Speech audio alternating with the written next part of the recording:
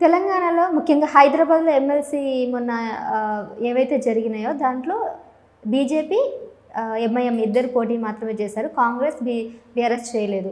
So, ఈ రెండిట్లో పోటీ చేస్తే ఎంఐఎం గెలిచింది. అయితే దీనికి ఎంఐఎం గెలవడానికి బీఆర్ఎస్ వెనక్కుండి కావాలని తప్పుకొని గెలిపించిందనే ఒక వాదన వినిపిస్తుంది. దీనికేమంటారు మీరు? అంటే బీఆర్ఎస్ ఎలక్షన్లో నిలబడ్డా గెలిచే పరిస్థితి లేదు. బీఆర్ఎస్కి వచ్చిన సీట్లతోని గెలిచే పరిస్థితి లేదు. ఎందుకంటే బీజేపీ సపోర్ట్ చేయదు, ఎంఐఎం సపోర్ట్ చేయదు, కాంగ్రెస్ అసలే సపోర్ట్ చేయదు. అంటే ఓడిపోవడం కంటే నిలబడకపోవడం బెటర్ అని అనుకున్నారు. నిలబడకపోయినప్పుడు ఎవరికి ఓటేయాలి? బీజేపీకి వేయలేరు, మజ్లిస్కి అసలు వేయరు. ఎందుకంటే ఈ మధ్య మజ్లిస్ అంతా కాంగ్రెస్తో ఉన్నది, కాంగ్రెస్ నిలబడలేదు, ఉన్నదే బీజేపీ మజ్లిస్.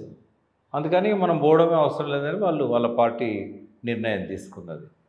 ఆ రకంగా నిర్ణయం తీసుకోవడం వల్ల కాంగ్రెస్ అండ్ బీఆర్ఎస్ రెండు, కాంగ్రెస్కు పెద్దగా లేరమ్మ కార్పొరేటర్స్.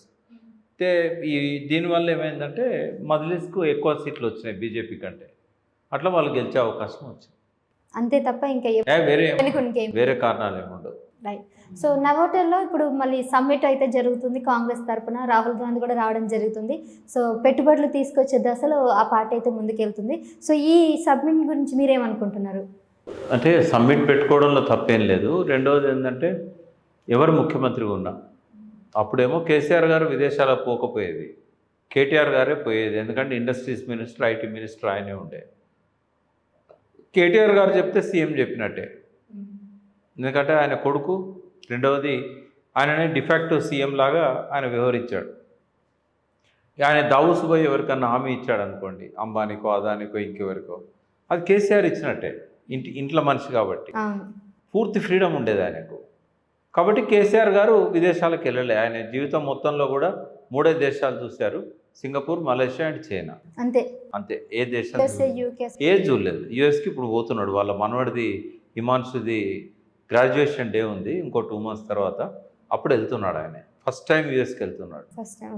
అయితే రేవంత్ రెడ్డికి అడ్వాంటేజ్ ఏంటంటే industries minister, IT minister Sridhar Babu ఉన్నా కూడా ప్రతి దేశానికి ఆయన పోతున్నాడు.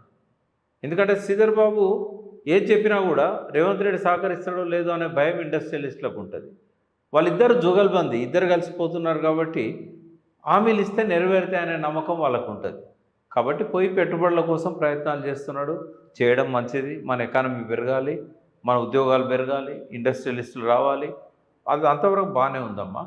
కానీ రాహుల్ గాంధీ కానీ, ప్రియాంక కానీ, సోనియా గాంధీ కానీ, మల్లికార్జున ఖర్గే కానీ మనం పిలిచినంత మాత్రాన పెట్టుబడిదారులు రారమ్మా. మనం పిలవకపోయినా వాళ్ళు వస్తారు. అవును. అటువంటి వాతావరణం సృష్టించాలి ఇక్కడ హైదరాబాద్లో. ఒక పక్కన హైడ్రా అని, ఒక పక్కన మూసీ అని ఒక భయానక వాతావరణం క్రియేట్ చేశాడు. దానివల్ల రియల్ ఎస్టేట్ మొత్తం దెబ్బతిన్నది. కొన్న వాళ్ళు కూడా వేరే రాష్ట్రాలకు వెళ్ళిపోతున్నారు.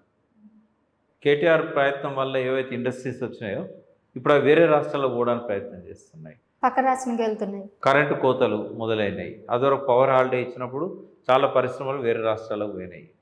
అక్కడ పోయి మనం తెలంగాణ రైజింగ్ అని ఇట్లాంటి మాటలు చెప్పి వాళ్ళని పిలిస్తే వాళ్ళు అమాయకులు గారు. ముందు వాళ్ళు ఎంక్వైరీ చేస్తారు తెలంగాణ ఎట్లుంది పరిస్థితి అని. మరి ఇటువంటి పరిస్థితి ఉన్నది, కరెంటు కోతలనే, నీళ్లు లేవు, ఇట్లాంటివన్నీ ఉన్నప్పుడు వాళ్ళు ఎట్లా వస్తారమ్మా? సమ్మిట్లు పెట్టుకొని వాళ్ళని ఆహ్వానిస్తే రారు, వీళ్ళు పోయి అక్కడ పోయి సంతకాలు చేస్తే రారు. అనువైన వాతావరణం, అనువైన పరిస్థితులు కేసీఆర్ గారి పీరియడ్లో కేటీఆర్ గారు చేశారు. అవన్నీ కరెంటు కోతలు లేని తెలంగాణ, నీళ్లు కావాల్సిన అందుబాటులోకి తెచ్చారు. గోదావరి నీళ్లు, కృష్ణా నీళ్లు, తర్వాత మ్యాన్ పవర్ అందుబాటులో ఉంది. ఇక్కడ ఫైనాన్సెస్ అందుబాటులో ఉన్నాయి. ఒక మంచి ఎకానమీని క్రియేట్ చేశారు. 62,000 కోట్ల నుంచి 2 లక్షల కోట్లకు ఆదాయాన్ని పెంచారు. రేవంత్ రెడ్డి ఓన్లీ అప్పుల గురించి మాట్లాడతాడు. అప్పుల గురించి మాట్లాడితే ఎవరు రారమ్మా. ఎందుకంటే ఈ మొన్న రవీంద్ర భారతిలో ఒక స్పీచ్లో ఏమన్నాడు ఆయనే, నా దగ్గర ఏమీ లేదు, ఇప్పుడు నా దగ్గర నా డబ్బు మీకు ఇస్తా, ఎంప్లాయీస్కి చెప్తాడు అన్నట్టు. మీరే పంచుకోండి, మీ జీతాలకు మీరే తీసుకోండి, నా దగ్గర ఏం మిగలలేదు అని చెప్పిండు ఆయన. ఇట్లా ముఖ్యమంత్రి ఇట్లా మాట్లాడితే వచ్చేవాడు నాకు ఎమ్యూనిటీస్ ఇస్తాడా, ఇతని దగ్గర డబ్బులు లేవంటాడు, నాకు నీళ్ళు ఇస్తాడా, కరెంట్ ఇస్తాడా, రోడ్లు వేస్తాడా అని డౌట్ ఉంటుంది కదా. అపరిపక్వత వల్ల, ఎన్నడూ మంత్రి కూడా కాదు కాబట్టి అపరిపక్వత వల్ల ఇవాళ రేవంత్ రెడ్డి మాట్లాడే మాటలు మనకు పెట్టుబడులు రాకుండా చేస్తున్నాయి. అంటే నోటితో పిలిచి నొసటితోనే ఎక్కిరించడం అనేది ఉంటుంది. ఇండస్ట్రియలిస్టులు అమాయకులు కాదు. ఇప్పుడు దావోస్లో ఎన్నో సంతకాలు అయినాయి. 2,70,000 కోట్లు వస్తున్నాయని చెప్పారు. వచ్చినాయా? 1.5 year అయింది. కొత్త పరిశ్రమ ఒకటని వచ్చింది. 1,60,000 కోట్లు అప్పు చేశాడు. అమెజాన్ ఒకటి భారీగా పాతదే కదా, పాతది ఎక్స్పాన్షన్. అది ఎక్స్పెన్షన్. అమెజాన్ కేటీఆర్ తీసుకొచ్చింది. మైక్రోసాఫ్ట్ అంతకుముందు చంద్రబాబు నాయుడు దగ్గర నుంచి అది ఎక్స్పాన్షన్ అవుతూ వస్తున్నది. కొత్తవి అయితే ఏమి రాలేదండి. కొత్త ఇప్పుడు రాలేదమ్మా. వాళ్ళు సంతకాలు చేశారు కానీ వచ్చినాయి లేవు. కొత్త పెట్టుబడులు, కొత్త పారిశ్రామికలు వస్తాయని చెప్పేసి హెచ్సియు దగ్గర భారీగా ప్లాన్ చేస్తున్నాం, వాటిని వేలం పెట్టి. అది కొత్త పరిశ్రమల కోసం కాదు, ఆ భూములను రియల్ ఎస్టేట్లకు అమ్మడానికి. అది రియల్ ఎస్టేట్. ఆయన ఐటీ క్యారిడర్ ఓపెన్ చేస్తానని చెప్తున్నారు కదా. ఎక్కడ ఇప్పుడు చేసిండు? వచ్చింది ఫ్యూచర్ సిటీ అన్నాడు. ఆడ పెట్టవచ్చు కదా. ఆడ గవర్నమెంట్ చేతిలో 2,000 ఎకరాలు ఉన్నది, ఫార్మర్ సిటీ కోసం తీసుకున్నది. ఎక్కడ వచ్చినాయమ్మా? ఇప్పుడు 2 లక్షల ఎకరాలు కేసీఆర్ గారే చుట్టుపక్కల భూములను సెజ్ల కోసం పెట్టాడు, స్పెషల్ ఎకనామిక్ జోన్స్ అని. ఎవరు రాలే కదా. కాబట్టి రాహుల్ గాంధీ గారు, మల్లికార్జున ఖర్గే గారు ఆలోచించాల్సింది ఏంటంటే, అక్కడ పోయి సంతకాలు పెట్టేంత మాత్రాన రారు. ఇక్కడ అనువైన పరిస్థితులు కల్పించాలి. మొన్న హైడ్రా అవన్నీ కూల్చేసింది. ఆ పేపర్లో వస్తుంది కదా, యూట్యూబ్లో దొరుకుతుంది కదా, వాళ్ళు అవన్నీ చూస్తారు కదా. ఏ భూమి సేఫ్ ఉంది, ఏది కొనాలి, ఏది ఎఫ్టీఎల్లకు రాదు, ఏది గవర్నమెంట్లకు రాదు, ఎవరికి తెలవాలమ్మా. అసలు హైడ్రాన్ని తీసుకురావడం నిజంగానే చెరువులను కాపాడడం మంచిదే. చెరువులంగా ఉద్దేశంతోనే తెచ్చారంటారా, లేదంటే కావాలని రియల్ ఎస్టేట్ కొద్దిగా తగ్గించాలని చేస్తున్నారంట? రియల్ ఎస్టేట్ తగ్గించాలని రేవంత్ రెడ్డికి ఎందుకు ఉంటుంది? కానీ ఆయన చేసిన చర్యల వల్ల రియల్ ఎస్టేట్ తగ్గింది.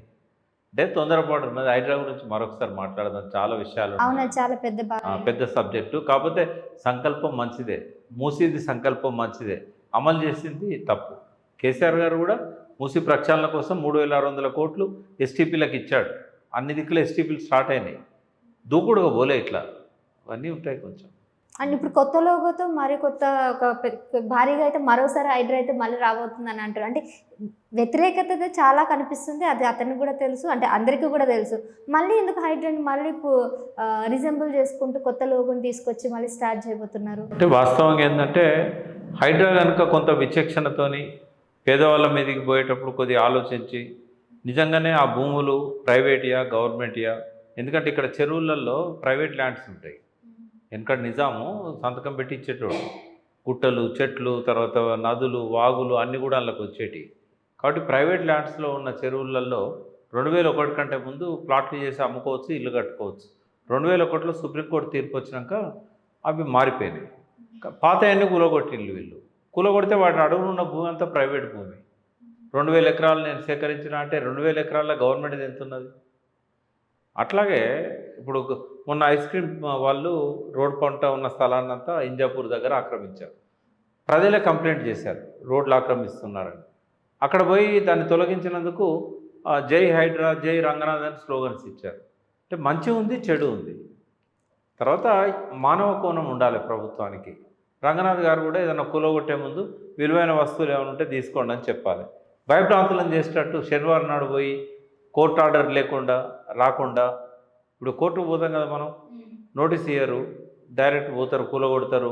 పిల్లల పాఠ్య పుస్తకాలు తీసుకుందామంటే కూడా పిల్లల్ని పోనీయరు లోపలికి. అది ఇట్లాంటి దూకుడు చర్యల వల్ల చెడ్డ పేరు వచ్చింది. హైడ్రాన్ మంచిగా ఉపయోగించుకోవచ్చు. దాన్ని కనుక ఒకళ్ళు చేసిన సక్రమంగా చేసుకున్నాడు. మంచి ఆఫీసర్ రంగనాథ్ గారు. బట్ ఆయన మీద ఒత్తిళ్లు చేయకుండా ఆయనకు వదిలేస్తే మంచిగా చేస్తాడు. ఓకే సార్, ఇప్పుడు ఫ్యూచర్ సిటీ ఆయన ఆలోచన ఏదైతే ఉందో కావాలని కోకాపేటకి పోటీగా పెట్టడం జరిగింది కాదమ్మా. కోకాపేట దగ్గర ల్యాండ్ లేదు ఇక. అంటే ఆయనకంటూ తనకంటూ ఒక ముద్ర ఉండాలి కదా. ఇప్పుడు కోకాపేట ఆ రేంజ్కి ఎదిగింది కేవలం కేసీఆర్ వల్లనే. ఒక అంటే అందరికీ తెలిసి ఫార్మర్ సిటీ అని ఆయన ఇప్పుడు 2,000 ఎకరాల పైనే 20,000 ఎకరాలు అనుకుంటా దాదాపు. అది రైతులకు నష్టపరిహారం ఇచ్చి తీసుకోవాలని చెప్పి కేసీఆర్ గారు ప్లాన్ చేశారు. చాలా వరకు 12,000 ఎకరాల దాకా వాళ్ళు చేసుకున్నారు. ఎమ్యూనిటీస్ కూడా డెవలప్ చేసే క్రమంలో గవర్నమెంట్ మారింది. అయితే ఫార్మర్ సిటీ అక్కడ అవసరం లేదు, దాన్ని ఫ్యూచర్ సిటీగా మారుస్తా, ఆల్రెడీ భూమి చేతిలోకి వచ్చింది కదా, రేడియల్ రోడ్స్ వేస్తా, డెవలప్ చేస్తా, ఫార్మా అనేది ఒక దగ్గర ఉండాల్సిన అవసరం లేదు, మొత్తం అన్ని దిక్కులు ఉండొచ్చు అని చెప్పి రేవంత్ రెడ్డి అన్నాడు.